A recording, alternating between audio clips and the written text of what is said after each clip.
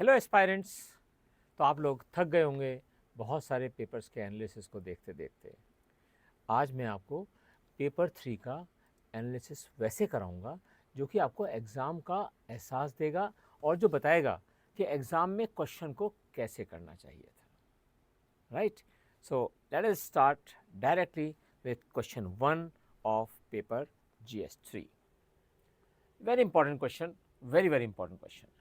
what is saying is कि what is the difference between human development index and the inequality adjusted human development index. We all know what is human development index. Human development index UNDP द्वारा 3 pillars पर होता है। 3 pillars कौन कौन से pillars होते हैं? Health, wealth and education. Wealth को बेसिकली जनरली हम पर कैपिटा इनकम से नापते हैं।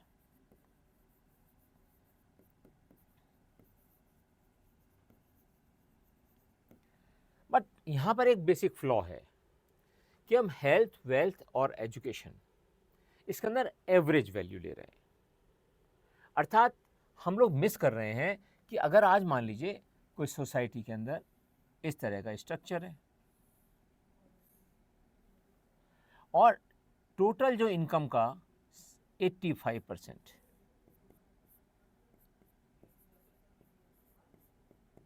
ये 15% पॉपुलेशन के पास है या 10% पॉपुलेशन के पास 85% है। सो 10% प्लस 5% इसका अलाउंस ले लेते हैं। So this is the population which is covering 85% of wealth. So if we find out that average income, so it will be distorted figure. इसी प्रकार deprivation of health, education, so all these things when we calculate HDI they get slightly distorted. इसको distortion को दूर करने के लिए we have inequality adjusted human development index. What is the meaning of this? That we have these 3 components. Now we say okay, health. इस health sector के अंदर जब हम निकाल रहे थे एवरेज एज, कितने तक जिंदा रहता है कौन आदमी किस कंट्री के अंदर, देन हमने उसको निकालना होता था कि एक फिक्स फार्मूला मिनिमम है उससे उसको घटा देंगे and all those things. Those calculations we are not interested at present knowing it. But जब हम कहते हैं कि इनइक्वलिटी एडजस्टेड, इसका मतलब हेल्थ, वेल्थ और एजुकेशन में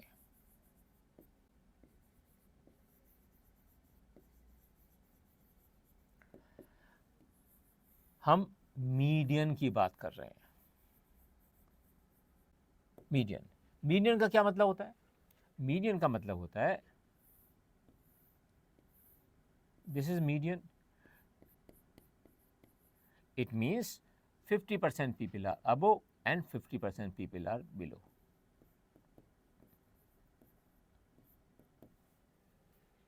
इसका मतलब जो डिस्टॉर्टेड फिगर आ रहा था HDI का, अगर हम उसके अंदर इनइक्वलिटी जो अपनी सोसाइटी के अंदर एग्जिस्ट कर रही है कि कुछ ही लोगों के पास वेल्थ एग्जिस्ट करती है, कुछ ही लोगों के पास अच्छे एजुकेशन की फैसिलिटीज़ एग्जिस्ट करती हैं और केवल कुछ ही लोगों के पास हमारी वेल्थ स्टे करती है। तो अगर हम इसको इनइक्वलिटी जो सोसाइटी के अंदर है इन तीनों सेक्टर्स में, उसके मुकाबले हम एडजस्ट करते हैं और एडजस्ट करने के बाद इनकी हम एवरेज वैल्यूज़ निकाल लें, मीडियन के बेसिस पर इनकी एवरेज वैल्यूज़ निकाल लें। ओके,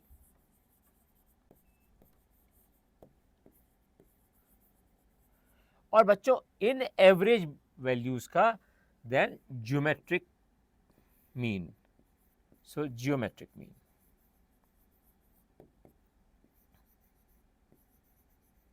ये कहलाता है IHDI।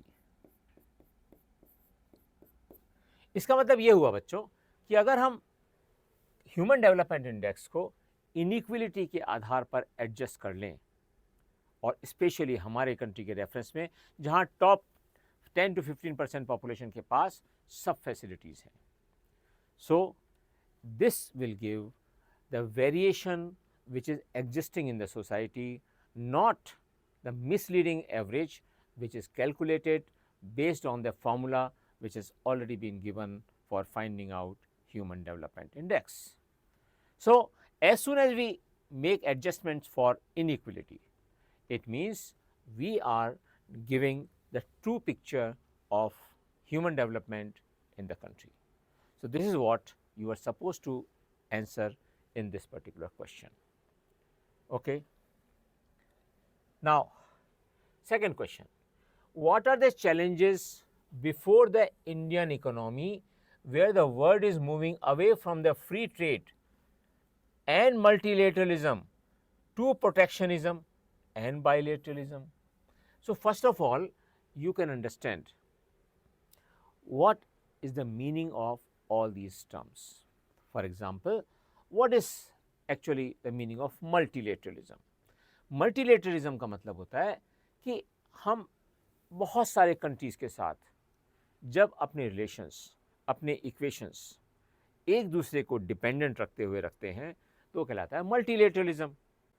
And free trade means हम बहुत सिंपल एप्लीकेशन में कहते हैं जिसको कि हम ग्लोबलाइजेशन से डिफाइन करते हैं. Free trade means basically we are talking about globalisation.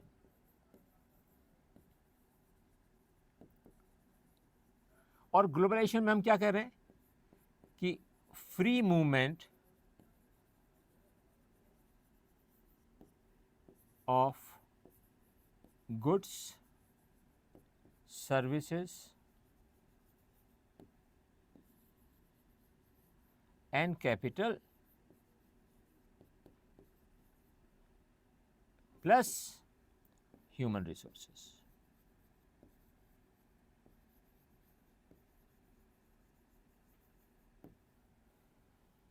So in our context, if we look at the whole situation, we find that protectionism means you are now going anti याद रखिएगा, anti globalization or deglobalization.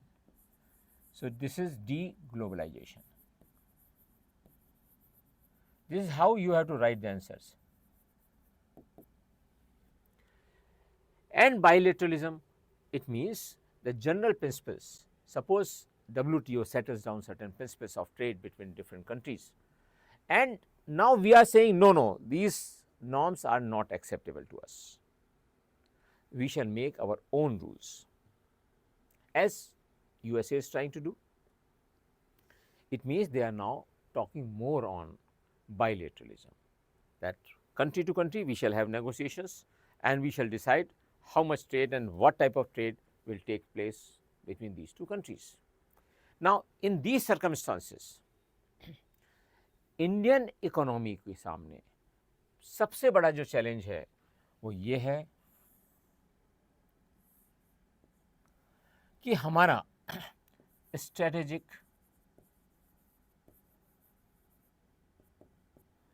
Economic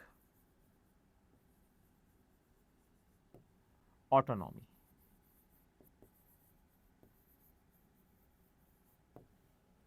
That is getting adversely impacted.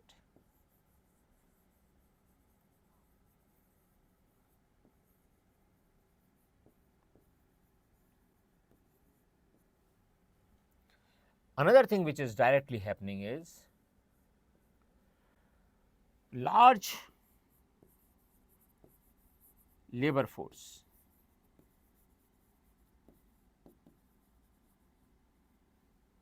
involved in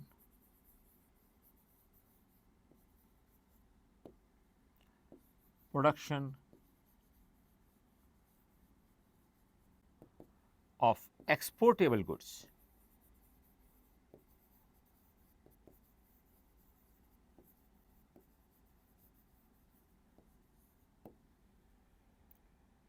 Is getting in distress.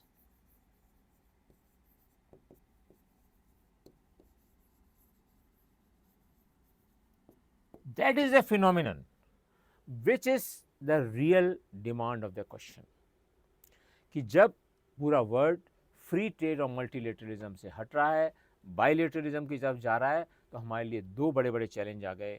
एक तो strategic economic autonomy हमारी खतरे में पड़ गई, और सेकंड हमारा लार्ज लेबर फोर्स, क्योंकि जो प्रोडक्ट्स बन रहे हैं, जो हमारे प्रोडक्ट्स जनरली एक्सपोर्ट होते हैं अभी, वो high specific quality handicrafts, gold jewellery, pharmaceuticals, ये सारे के सारे हैं जहाँ पर लेबर इंटेंसिविटी बहुत ज़्यादा है। So we have to face very big challenge. Now the question here is, what are the challenges and how these challenges can be met? So naturally, we have to orient our trade in a direction where we can find number of countries which fit into plurilateralism. So we have to orient our economy towards plurilateralism. So we have to move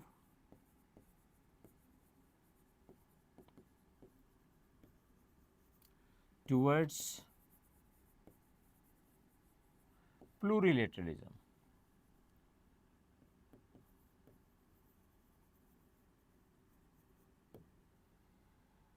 Right? It means we have to diverse our exports. In other words, we have to search for new markets for our products. And at the top of it, you have to necessarily write in your answer that we have to go for heavy, impactful, industrialization.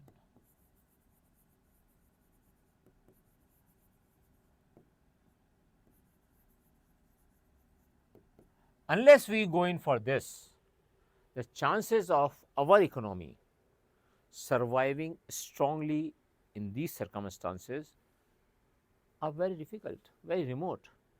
So now, stressing less on our service sector, we have to focus on industrial sector strengthening. That is to be the answer of this question. Okay. Now let us see question number 3. Explain the factors influencing the decision of the farmers on the selection of high value crops in India. Very important. What is saying? Factors influencing the decision of the farmers on the selection of high value crops. आपको पता है सबसे important क्या होता है criteria? कि हमको when we go in for that crop and we get the final produce, what market price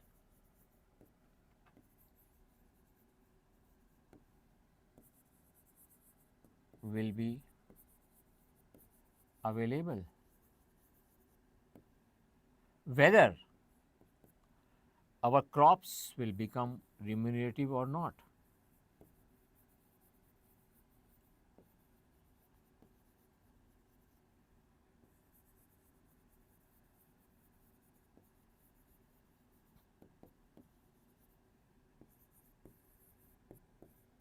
इसका मतलब क्या हुआ कि जब हम हाई वैल्यू क्रॉप्स को एडॉप्ट करने जा रहे हैं एज फार्मर्स, तो हमारे लिए सबसे इम्पॉर्टेंट चीज़ हो गई कि वेदर गवर्नमेंट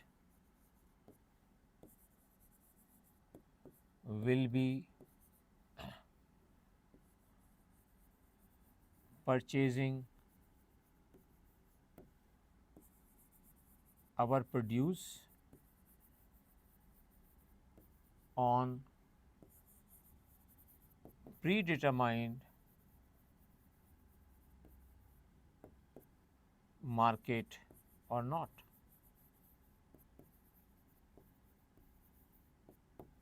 So बच्चों, this boils down that the maximum thing which will be that what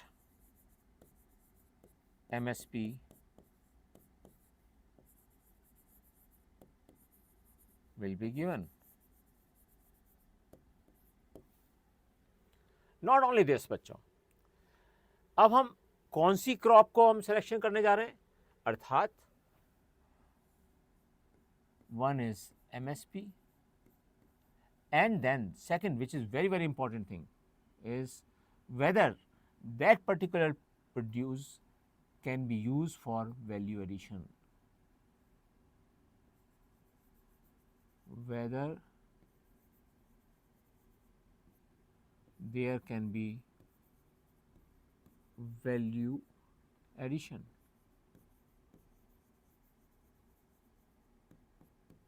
Or not. So, these are some of the factors influencing the decision of the farmers. तो farmer के लिए सबसे important यही है। और इसके अलावा जब हम हाई वैल्यू क्रॉप्स की बात कर रहे हैं तो एक बात और भी इम्पोर्टेंट है, the factor whether inputs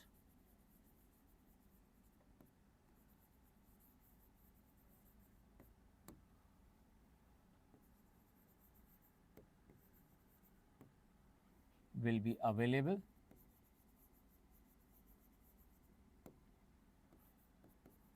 for such crops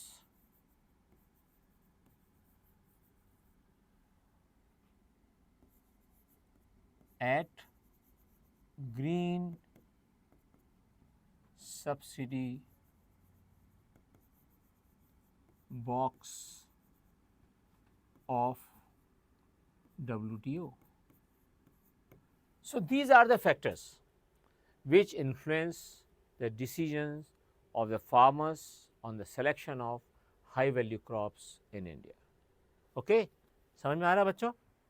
This how you have to identify the answers. First, we have to see what is the demand. Demand here is decision of the farmers on selection of high value crops. Which are the factors? ऐसे कौन से कारण होंगे जिसके कारण कि उसको motivation मिलेगा कि मैं इस पर्टिकुलर क्रॉप को ऑप्ट कर लूँ. Okay, let us see now the next question.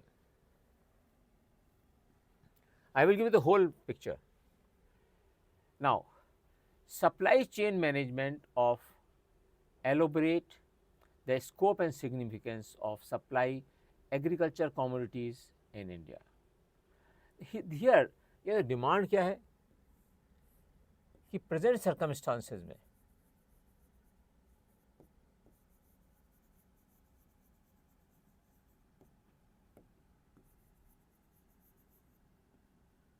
Supply chain management,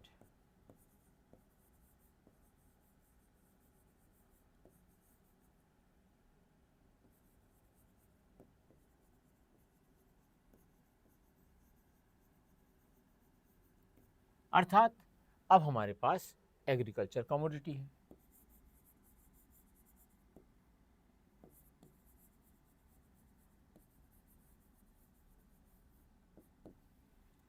for example that is perishable commodity.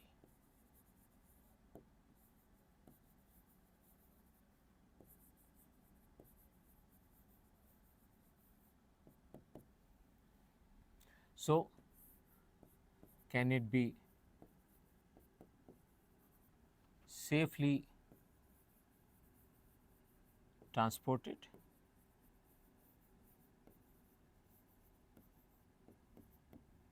Okay. And another important thing कि whether we have solid chain of storage facilities. So, chain of storage facilities.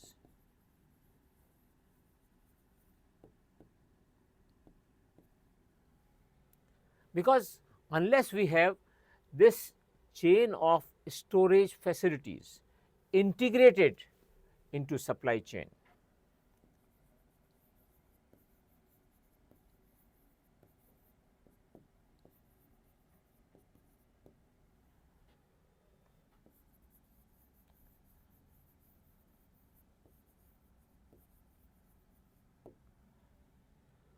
we shall not have anything. Agriculture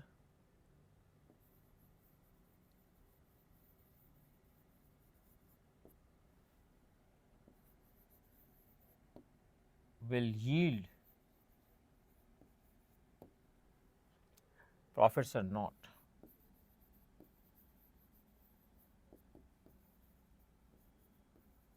बच्चों यहाँ पे एक question में ये और important चीज़ पूछी गई थी कि जो सप्लाई चेन मैनेजमेंट है जो एग्रीकल्चर प्रोडक्ट्स के अंदर, वो एक इम्पॉर्टेंट चीज़ ये है कि जब farmer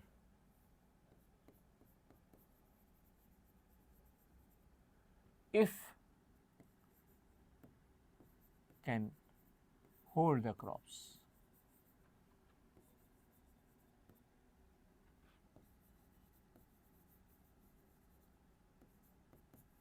for some time,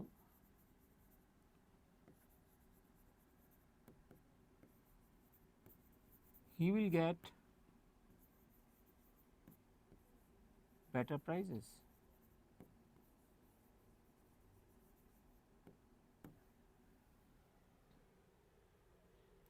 And in other words, what we can say is that process of transportation and storage both should be very strongly integrated into the supply chain of agriculture commodities. This is how we have to approach this particular answer. Okay. Now, the fusion energy program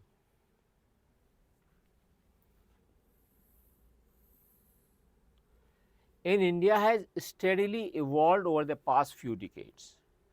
Mention India's contribution to the International Fusion Energy Project, International Thermonuclear Experimental Reactor ITER. What will be the implications of the success of this project for the future of global energy? यहाँ हमें सबसे पहले तो ये बताना पड़ेगा कि what is fusion energy, because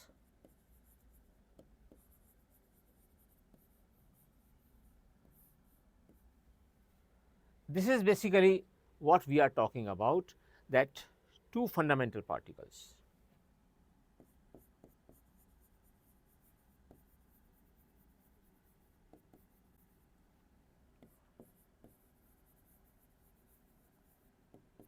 are fusing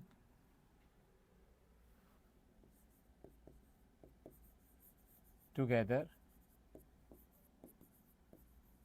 to generate energy. Now बच्चों, इंडिया ने पिछले बहुत सालों में इसके एक्सपेरिमेंट्स किए, although we can say that on experimental level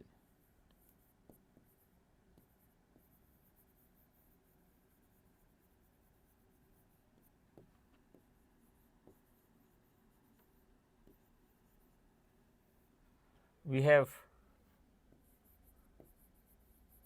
achieved success, but still far away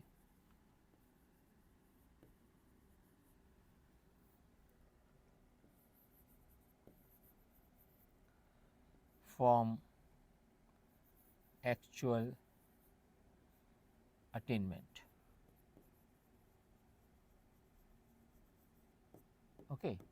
Now, this ITR project, international ITR project, बहुत सारे कंट्रीज जुड़े हुए हैं एंड इसमें India has also join hands.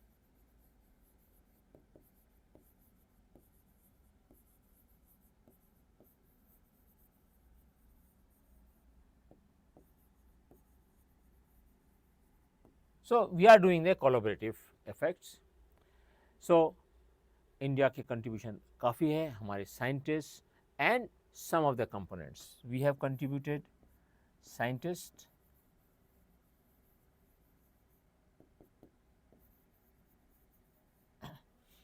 and components.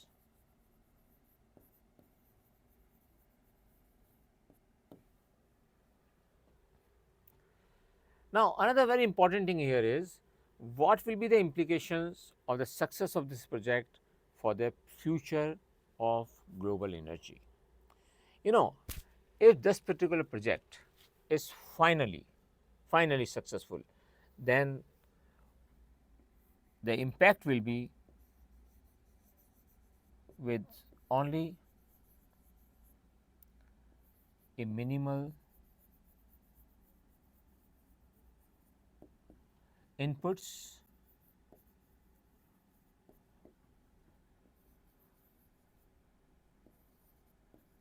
we shall fulfill needs of what? Energy needs.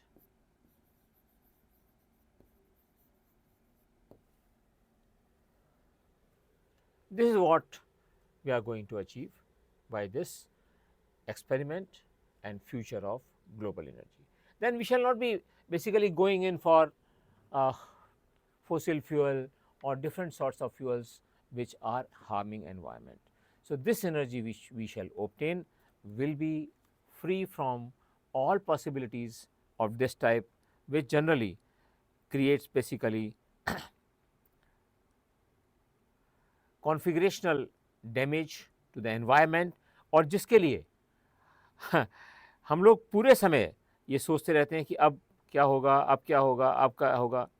So basically हमें ये पता चलना चाहिए कि हमारा कंट्री के अंदर institute of plasma research is actively participating in this. So, Institute of Plasma Research.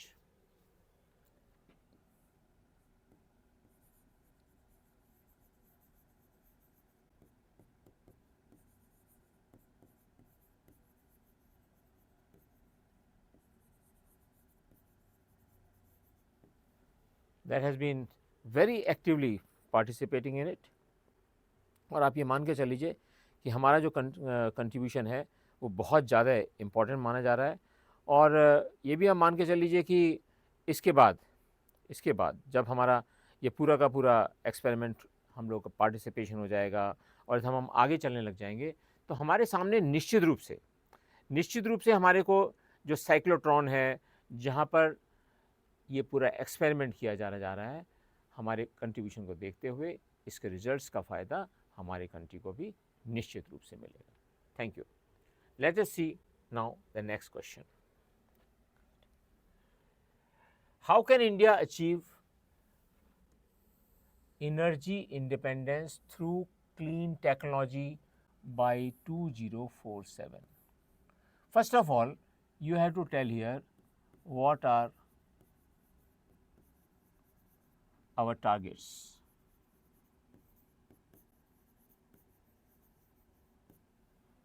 For different types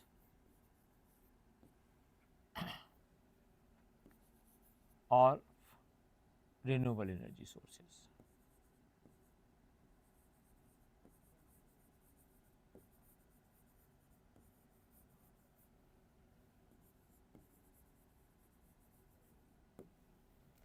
So, हमारे लिए सबसे इम्पोर्टेंट क्या चीज़ है? इंडिया के लिए इम्पोर्टेंट है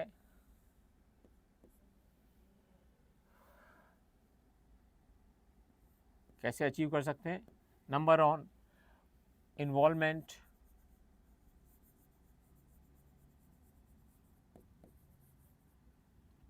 of clean energy sources in integrated manner with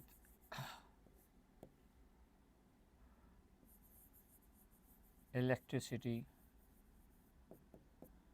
grids. we will have to go in for how India can say rooftop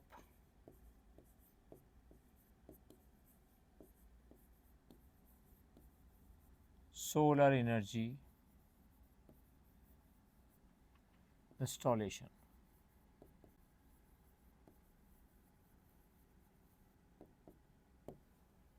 Okay. So, how can India achieve energy independence? So, we will have to basically simultaneously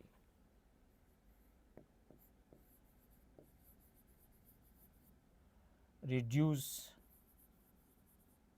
our dependence on fossil fuels.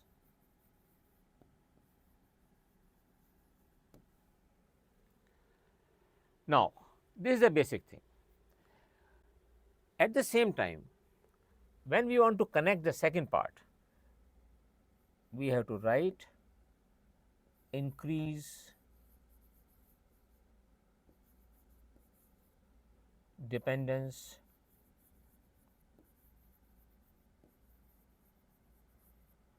on biofuels.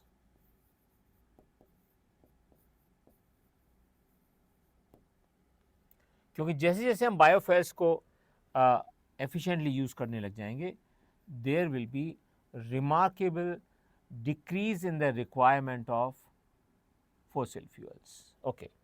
How can biotechnology can play a crucial role in this endeavor? So, we can say we should pick up, ये पहले लिख दीजिए चारों, and then इसको link करिए कि how can we use biotechnology in this endeavor of achieving energy independence. So, energy independence through biotechnology. So, how can we use biotechnology? We have already studied in details that biotechnology will ultimately will make more efficient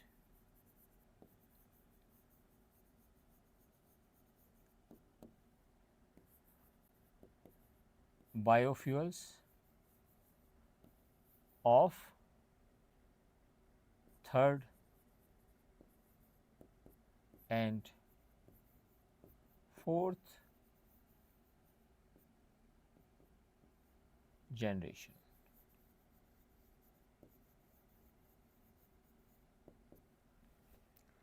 So, जब हम इसकी बात कर रहे हैं biotechnology की, सो हमारे को पूरी generations we have to make a graph और मेरे डायग्राम. यहाँ पर आपको you have to make a diagram.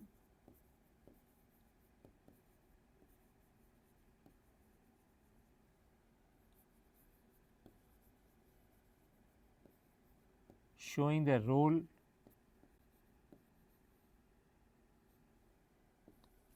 of biotech in producing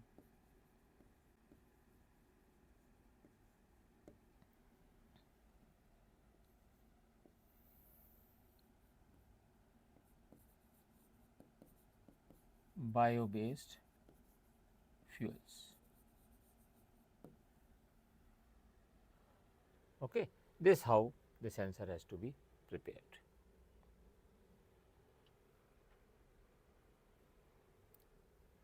Then we come to what is carbon capture, utilization and storage potential role of CCUS in tackling climate change.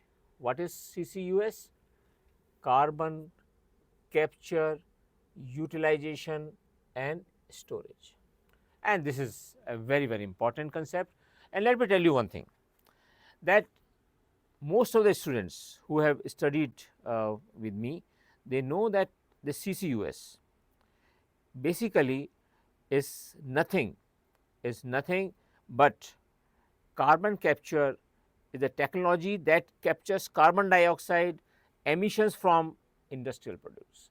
So, हमें बताना पड़ेगा कि सबसे पहले तो जो कार्बन एमिशंस हमारे industry में हो रहे हैं, उन कार्बन एमिशंस को एब्जॉर्ब कैसे किया जाए.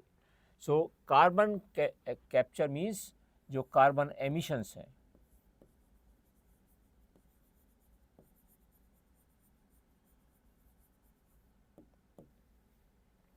carbon emissions absorption.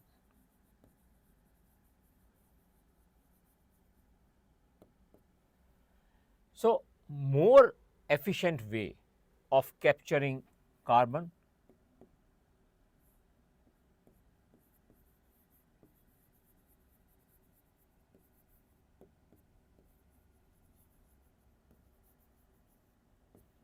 Now, one thing we have to understand very clearly कि सबसे पहले हम इंडस्ट्रियल सोर्सेज से, पावर प्लांट से कैसे इसको हम कैप्चर कर सकते हैं, और कैप्चर करने के बाद इसको हम डायरेक्ट एयर कैप्चर कर सकते हैं, या हम बेसिकली आज की तारीख में हम लोगों को कहना चाहिए, हम एग्जाम में अगर लिखें तो direct capture.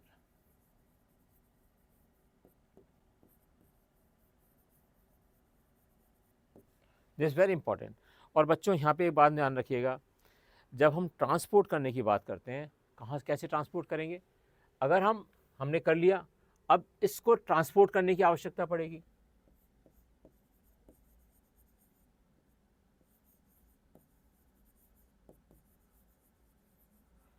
Transportation liquid form में ही पॉसिबल है, क्योंकि this will be the most efficient way, right.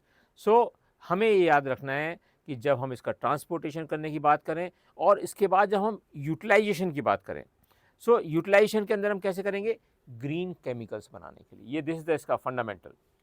So utilisation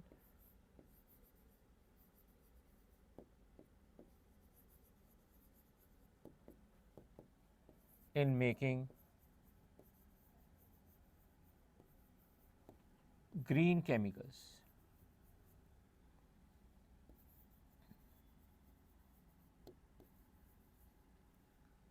So green chemicals are those which are not harmful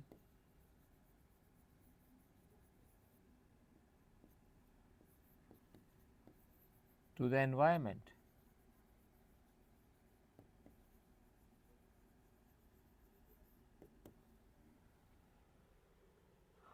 So if we are able to tackle carbon dioxide or carbon emission, then the impact of carbon emission, even in those industries which are essential for us, our economic development, the harmful effect on the climate will be mitigated substantially. So the answer should basically centralize on these particular formats. Okay. Then sea water intrusion in the coastal aquifers is a major concern in India. What are the causes of sea water intrusion and the remedial measures to combat this hazard? Very important. This question basically from disaster management.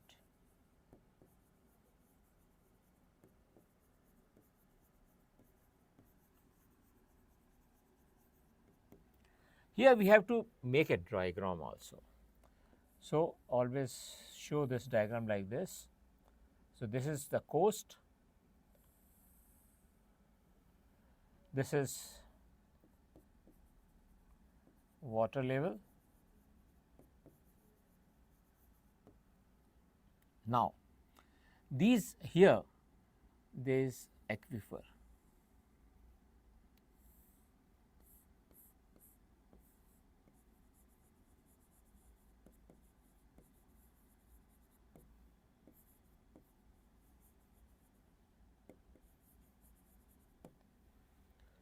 Now what is happening, because of higher temperature,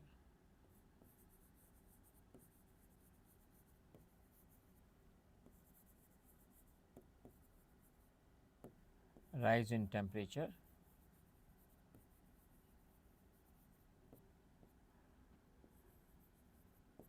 the sea level is going up, and this rise in level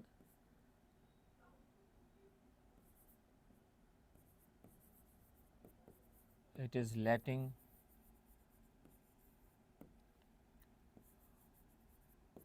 the sea water to seep and travel to sweet water aquifers. So, what you have to show here is that this level is suppose reaching here. This is letting the intrusion of sea water into the coastal aquifers. So, this is becoming very important thing, and then how do we combat this hazard? जो सबसे बड़ा इसका method होता है that is sea barriers. Sea barriers means we have to construct the structures here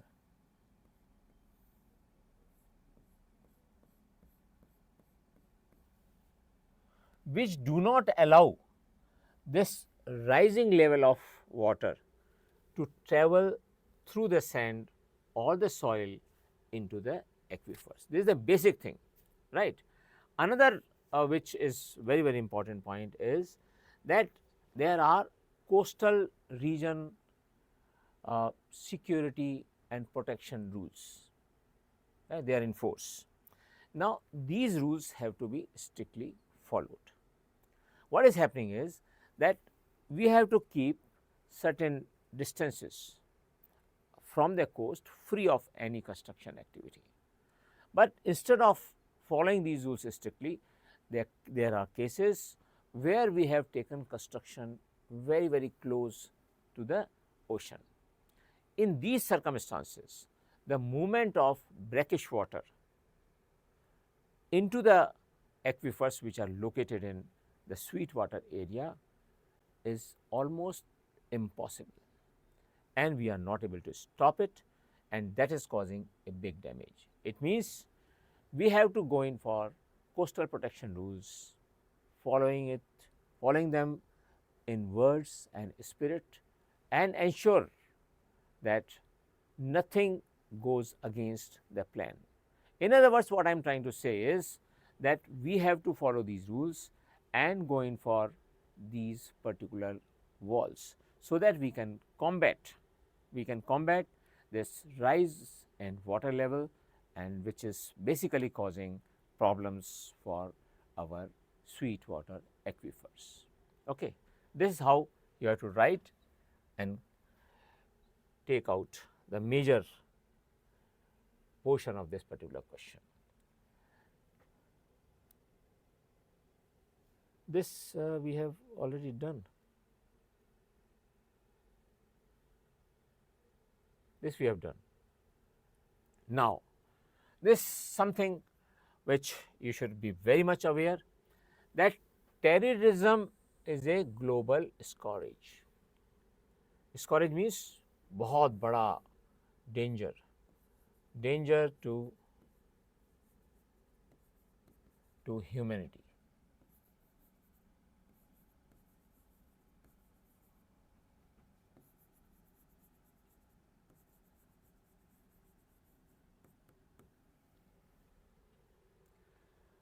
How is it manifested in India? So, terrorism. So, you have to first explain what is terrorism.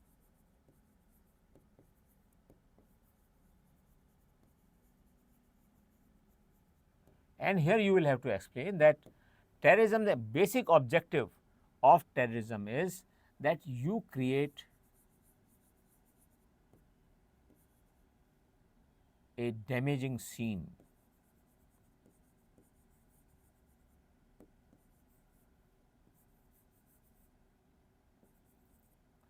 at one place to have effect at other place, to have a desired effect in other place. Now, how this uh, terrorism, how has it spread its wings in different directions? That is very important. So, we have to trace how it is expanding. So, its evolution, its spread, and silent intrusion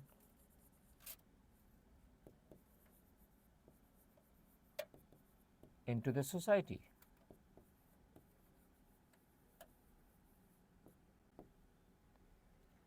We have to explain here one very important thing, that is the concept of overground workers. Overground workers and radicalization.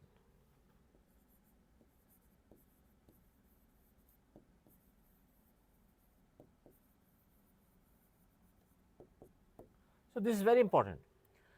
Elaborate with contemporary examples what are the countermeasures adopted by the state. अब प्रश्न ये उठता है कि ये सब तो हो गया, लेकिन क्या गवर्नमेंट ने काउंटर मेजर्स लिए हैं? That we have to write very specifically.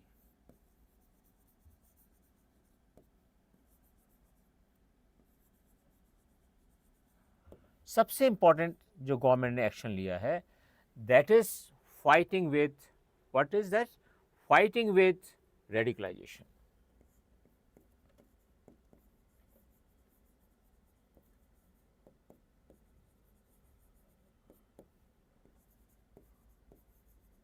That is known as counter radicalization.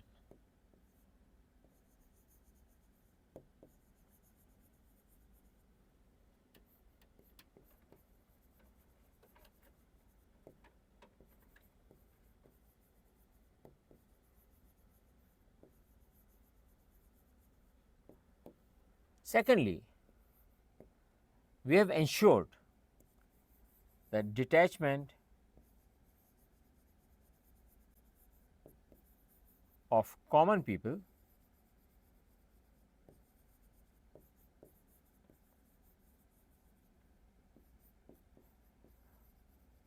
from the terrorist groups.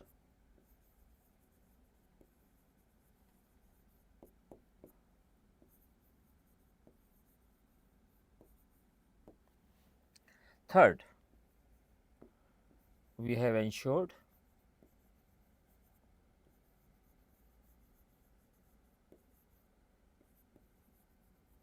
complete dissemination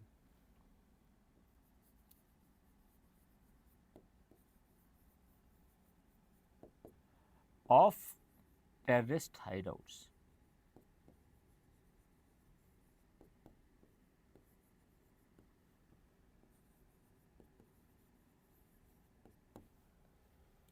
Okay. So, this is very, very important. This is how we have to draft our answer and explain to the examiner that you have the knowledge, how it is manifesting in India, and how the countermeasures are adopted by the state. When we are talking about manifestation, here we should show and mention the recent example of Kashmir.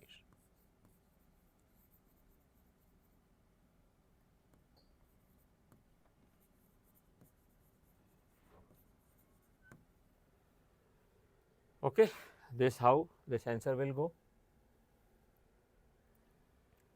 Then बच्चों,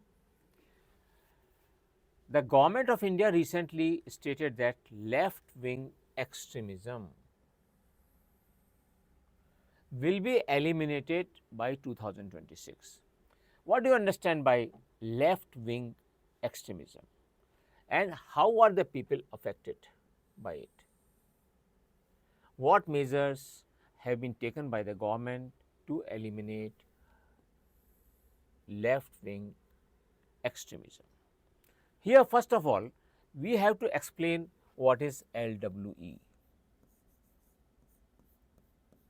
बेटा, जब आप इसको explain करने वाले होंगे तो आपको बताना पड़ेगा कि why it is called left wing. In other words, we have to tell what is the origin and the development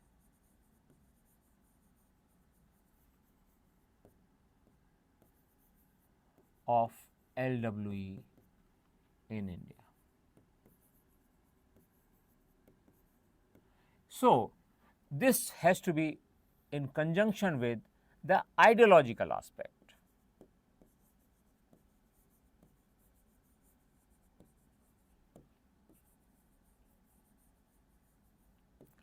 Where people are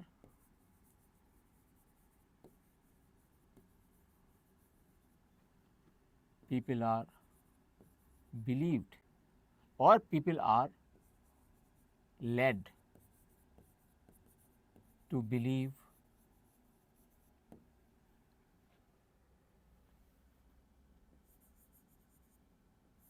the untruth.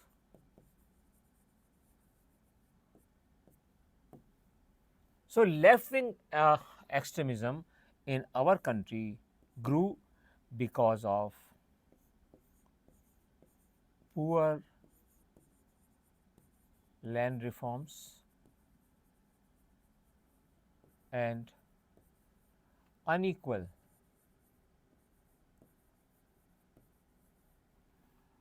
regional development.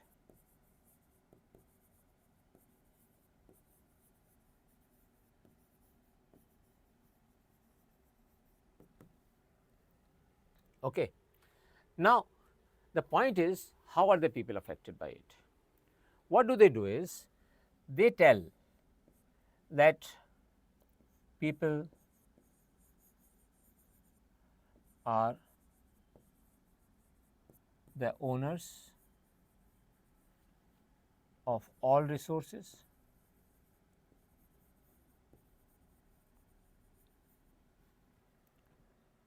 and they should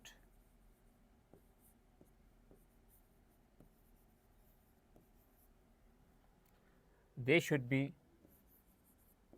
allowed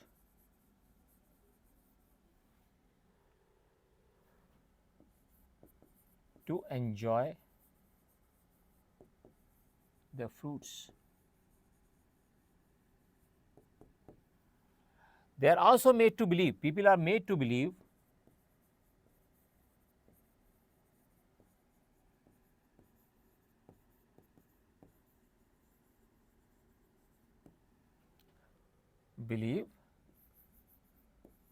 that this can be achieved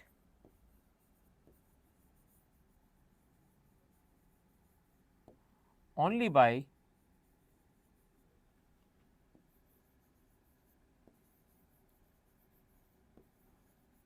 opposing the government.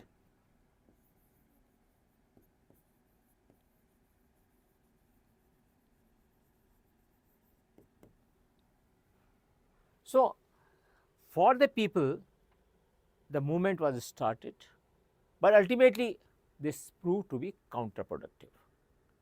For the very same people for whom this particular campaign was started, it started generating negative efforts and negative impacts.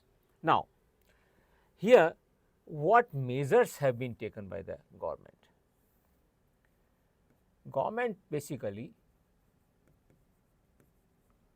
has taken two-pronged approach.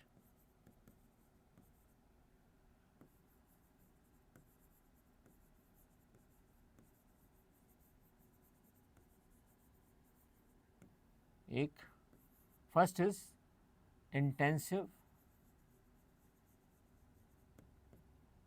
developmental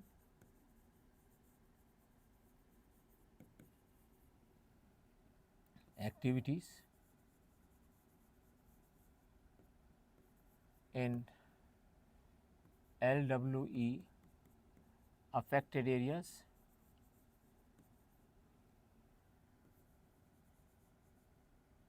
and second, which is very very important, that coordinated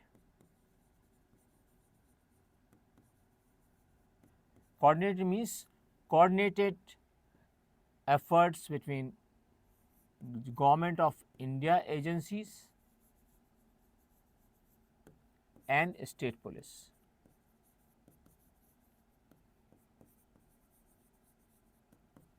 So, coordinated efforts to eliminate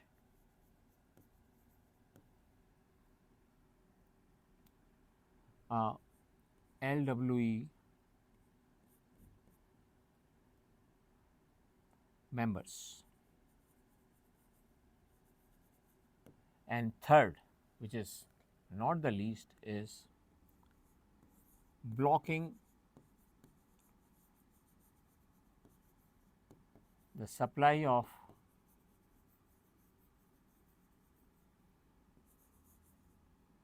weapons and external financial support. And last but not the least, what government has done is that successfully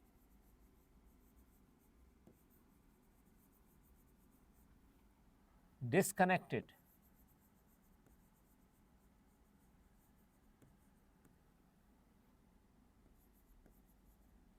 the LWE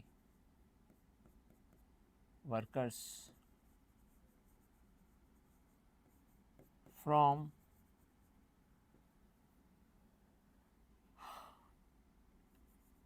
insurgent groups working in northeast parts.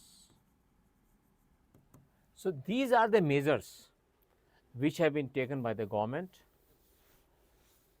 and which these are basically very successful efforts resulting in great win over LWE, and now the LWE stands restricted substantially in whole red belt. So, beta, today we have done 10 questions and tomorrow we shall do 10 more. And this is the way I will explain you how to approach the question, how to write the answers, how to understand what is the demand of the question.